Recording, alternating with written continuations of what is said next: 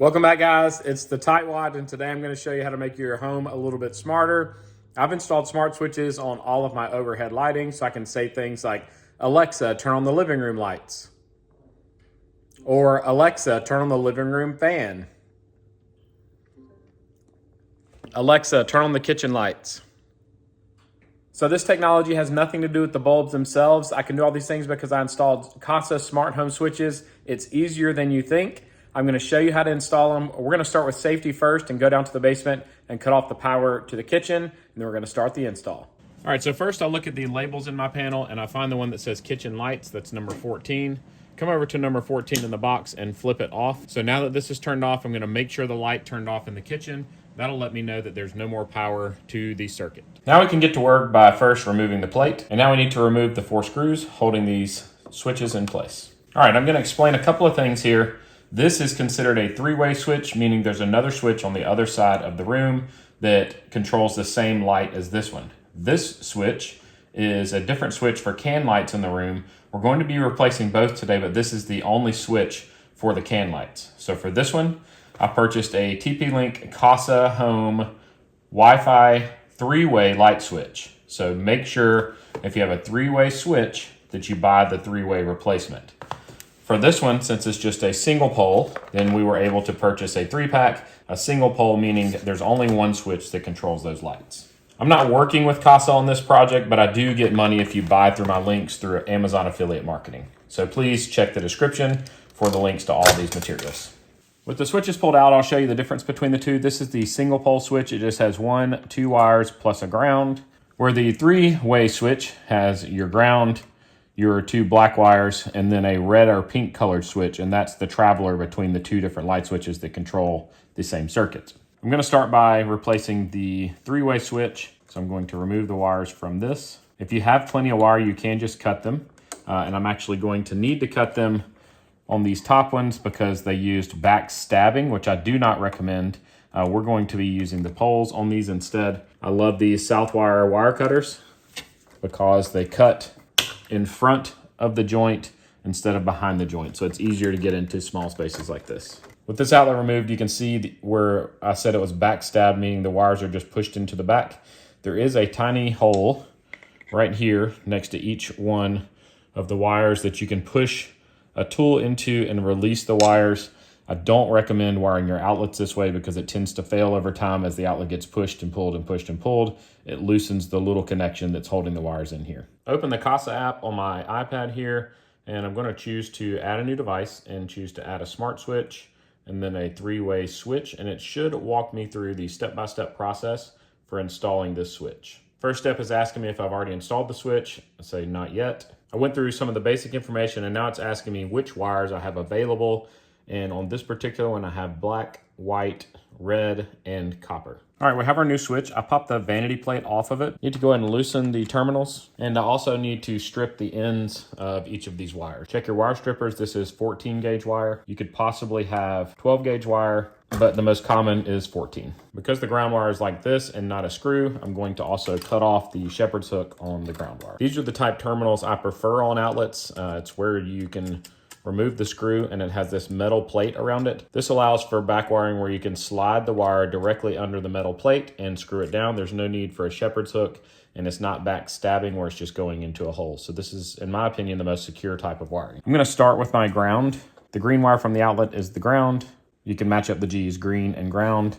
And then bare copper wire from the outlet is the ground. I'm using these Wago lever nuts. They're super easy to install. I'm gonna go ahead and push that back to the back, out of the way. Next thing I'm going to do is install our line or load wire, which is the black. And I'm just gonna put it behind the silver plate that's by the black screw, and we'll tighten that down. And then the other two, the pink wire and the white wire, are both travelers since this is a 3-way switch. So I'm going to attach those to the bottom 2 terminals. And then our white or neutral wire should be paired with the other neutral wires inside your box. So here's our cluster of neutral wires from inside the box. There are 3 wires already in it. Going to add our white neutral wire to it and tighten down the wire nut. Give it a tug to make sure it's secure. Outlet should be wired now Again, we have our green going to the copper wire inside the box. We have our white going with the other cluster of white wires. We have our black wire, which is our load, going to the black terminal. Then we have our white wire that was connected to the previous outlet and the pink wire connected to the previous outlet on our traveler wires. I have the outlet turned off. I'm going to go downstairs and turn on the power, and then we'll come and check. So you can now see that we have a flashing light indicating that the switch is not set up yet. We're now going to use the app to finish the setup. I'm going to choose connect to Wi-Fi. While it's connecting, I'm going to rotate the switch so that the logo is on the top corner and the light is on the bottom side. It says, congratulations, you've successfully configured your app. So now in my app with controls, I have the ability to turn this light on and off. I can also say, Alexa, turn on the kitchen dome. And it cuts it on. Alexa, turn off the kitchen dome. And when we flip the other light switch carefully without touching the wires, the light comes on. This tells me we should be able to leave this older style switch in this location, have our smart switch on the other side, and still control the entire thing with our smart home device. So everything is working right away with the smart three-way switch wired on the hot side of my three-way switch and the old style or dumb switch on the other side, and it's working just fine. Now I'm going to replace the single pole switch, which is not a three-way switch, that controls the rest of the lights in my kitchen so that I can tell my smart device to turn on kitchen lights and it'll activate both switches or both sets of lights at the same time. This is a KASA single pole switch. I'm going to go ahead and pop off the vanity plate. It has 2 black wires, 1 white wire, and 1 green wire. And my current switch has 2 black wires and 1 copper wire, which is our ground or green wire. I'm going to turn off the power so that we can go ahead and get this single pole switch installed next to our smart switch, and then we'll get everything tied back up. So to install this switch, we're going to click the plus sign. We're going to click to install a device. I'm going to choose switches, and I'm just going to choose a smart switch. They do now sell smart switches with dimmers. I did not purchase those because I don't use dimmers in my home. So it's asking if I already have it installed. I'm gonna say not yet, and it's gonna walk us through the process. Now it's asking if we have neutral wires. I do. They're right back here with the orange wire nut. So I'm gonna say yes. And it wants me to apply the neutral label. It comes with little sticker labels. I'm not gonna use those today. Do you have ground wires? Yes, we have a copper wire coming to it. Then it says identify and label the load wires. So that would be our 2 black wires that are on our outlet. Let me get these wires disconnected first. I am going to cut the ground. A lot of times I don't cut it if it has the hook already on it, but I know that I'm going to be pairing the ground with another wire using a WAGO connector, so I'm just going to cut it. I'm also going to cut the back of these wires off of this outlet. So the next thing I'm going to do is use my wire strippers, and I'm going to strip using the 14 gauge slot. I pull out my neutral wires and remove the wire nut because I do need to connect to that as well.